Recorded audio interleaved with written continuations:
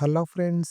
నా పేరు శరత్ కుమార్. మీరు చూస్తున్నారు VS Kumar tech vlogs. Friends, ఈరోజు ఈ వీడియోలో ఒక మంచి ఎక్స్టర్నల్ సౌండ్ కార్డ్ గురించి అయితే చెప్పబోతున్నాను. ఈ సౌండ్ కార్డు ల్యాప్టాప్ ఉన్న వాళ్ళకి చాలా బాగా యూజ్ అవుతుంది. ఎవరైతే 5.1 సౌండ్ అవుట్పుట్ కోసం ట్రై చేస్తున్నారో ల్యాప్టాప్ నుంచి, వాళ్ళకి ఈ సౌండ్ కార్డ్ చాలా బాగా యూజ్ అవుతుంది. ప్రస్తుతం ఈ సౌండ్ కార్డ్ అమెజాన్ లో రూ. 2517 అవైలబుల్ లో ఉంది. ఈ సౌండ్ కార్డ్ తో పాటు ఒక యూఎస్బి కేబుల్ మరియు సాఫ్ట్వేర్ సీడీ అయితే మనకు ప్రొవైడ్ చేస్తారు. ఎవరైతే విండోస్ 10 కంటే తక్కువ వర్షన్ ఉన్న ఓఎస్ అయితే యూజ్ చేస్తున్నారో వాళ్ళు తప్పనిసరిగా సాఫ్ట్వేర్ అయితే ఇన్స్టాల్ చేసుకోవాల్సి ఉంటుంది. విండోస్ 10 కానీ ఆపై అప్గ్రేడెడ్ వర్షన్స్ యూజ్ చేస్తున్న వాళ్ళు సాఫ్ట్వేర్ ఇన్స్టాల్ చేసుకోవాల్సిన అవసరం అయితే లేదు. ఎక్స్టర్నల్ సౌండ్ కార్డు ఇన్సర్ట్ చేయగానే విండోస్ 10 లో ఆటోమేటిక్ గా సాఫ్ట్వేర్ అయితే ఇన్స్టాల్ అయిపోతుంది. నేను 2 ఇయర్స్ నుంచి ఈ సౌండ్ కార్డ్ అయితే యూజ్ చేస్తున్నాను. ఎలాంటి ప్రాబ్లమ్స్ లేకుండా చాలా బాగా పనిచేస్తుంది. ముందుగా నేను ఈ సౌండ్ కార్డ్ యొక్క ఓవర్వ్యూ అయితే చూపిస్తాను. సౌండ్ కార్డ్ చాలా సింపుల్ గా అయితే ఉంటుంది. కనెక్టివిటీ కూడా చాలా సింపుల్ గా ఉంటుంది. ఫ్రంట్ సైడ్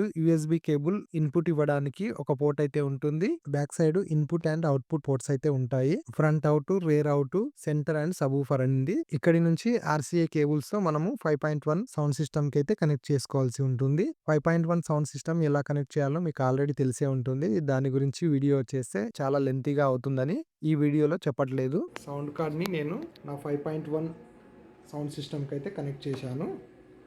నేను ఎఫ్ఎన్డి సౌండ్ సిస్టమ్ని అయితే యూజ్ చేస్తున్నాను. నేనైతే ఇప్పుడు సౌండ్ సిస్టమ్ని ఆన్ చేస్తున్నాను. ఇక్కడ మీరు డివిడి అని సెలెక్ట్ చేసుకోవాల్సి ఉంటుంది.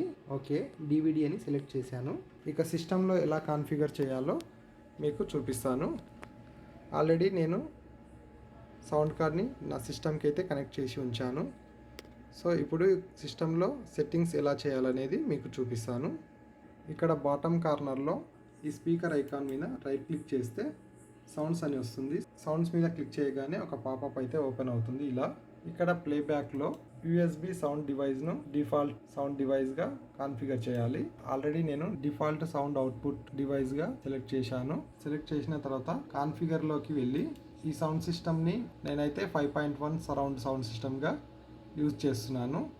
ఇక్కడ మీరు చూడొచ్చు, ఇక్కడ కనిపిస్తున్న స్పీకర్స్ మీద క్లిక్ చేసి అన్ని స్పీకర్స్ కరెక్ట్గా పని చేస్తున్నాయా లేదో తెలుసుకోవచ్చు. ఇప్పుడు నేను ఇక్కడ క్లిక్ చేస్తున్నాను.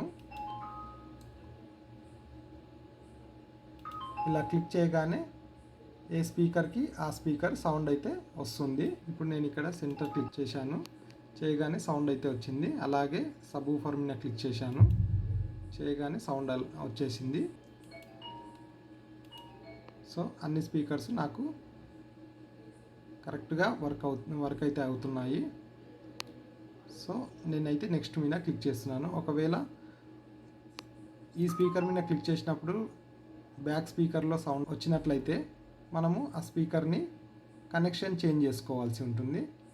నేనైతే అన్నీ కరెక్ట్గా కనెక్ట్ చేశాను కాబట్టి అన్ని స్పీకర్స్లో కరెక్ట్గా సౌండ్ అయితే వస్తుంది. సో నేను నెక్స్ట్ క్లిక్ చేస్తున్నాను. నెక్స్ట్ క్లిక్ చేశాను. నెక్స్ట్ క్లిక్ చేసిన తర్వాత ఫినిష్ మీద క్లిక్ చేయాలి. నెక్స్ట్ ఓకే మీద క్లిక్ చేయాలి. చేయగానే మనకు యూఎస్బి సౌండ్ కార్డ్ అయితే కాన్ఫిగర్ అయిపోయింది.